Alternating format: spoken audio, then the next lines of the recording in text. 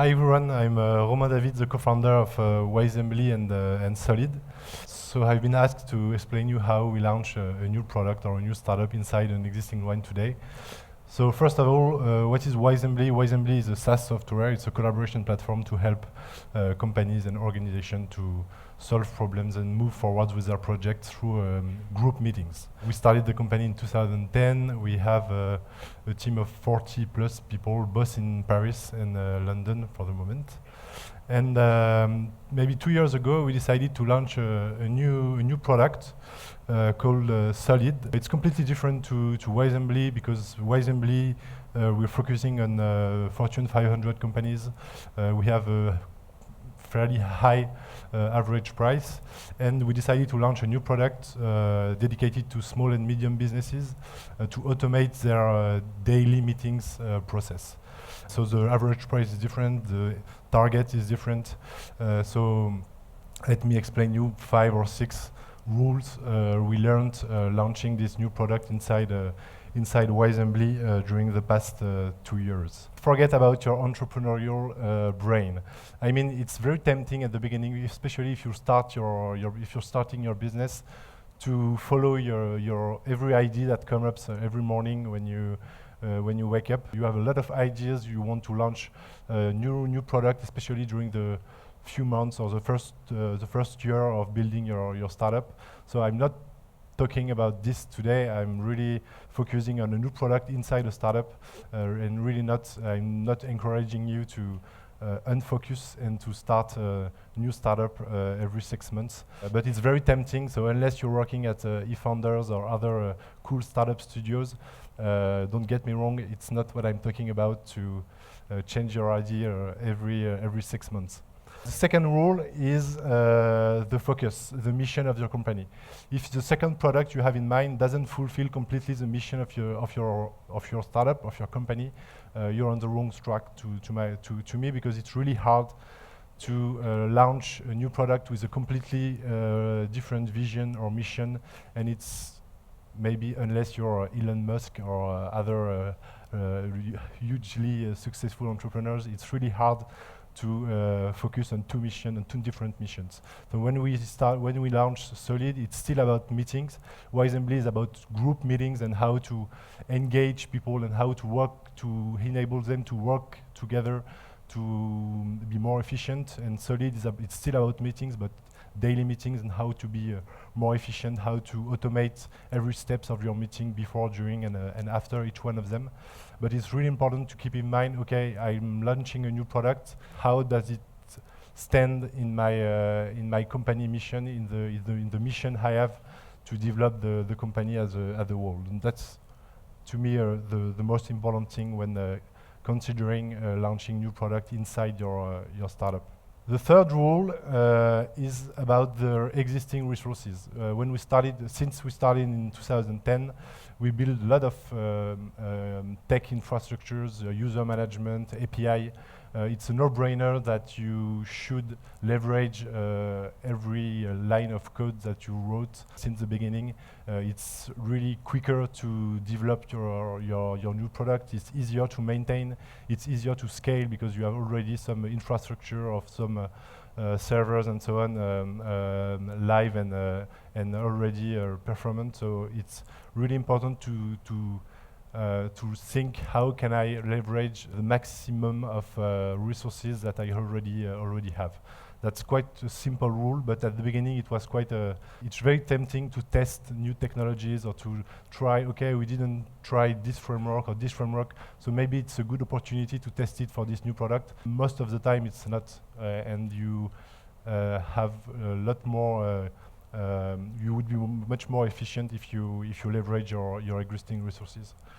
Leveraging your existing resources, yes, but not teams. When we started with Solid at the beginning, we really wanted to keep focus the company. So to say to the developers and tech teams, you will work on both projects, because both projects are part of the company. They fulfill the same vision. So we want everybody involved in this second project. So we're gonna just split your sprint or your weeks, and every one of you will work on both products.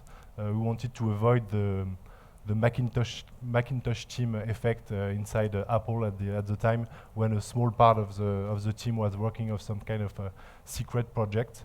But after 6 or 8 months, we changed our mind and we split completely the teams. We were very inefficient. People were jumping from one product to the other, from one story to the other stories. The product owner was close to burnout, so it was really a bad idea in terms of global motivation and efficiency to not to split the team,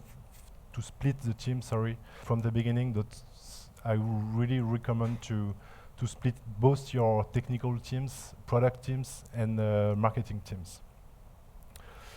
Rule number 5 is don't confuse your existing customers. We have already customers, of course, on the first product called Wisembly, and we could launch the new one as a subtract of the first one, maybe Wisembly for small meetings or Wisembly for daily meetings. We had many ideas at the time, but it's really important to dedicate to create it was really important for us to create a new brand, to give a chance to the product, to let it acquire its own customers and users, to really focus on the value proposition of Solid and to differentiate it from the value proposition of Wisembly. So that's why we splitted the marketing team as well, and we created a completely different process from the containing the marketing communication around user acquisition at Solid. But that was the debate, even with our investors at the time.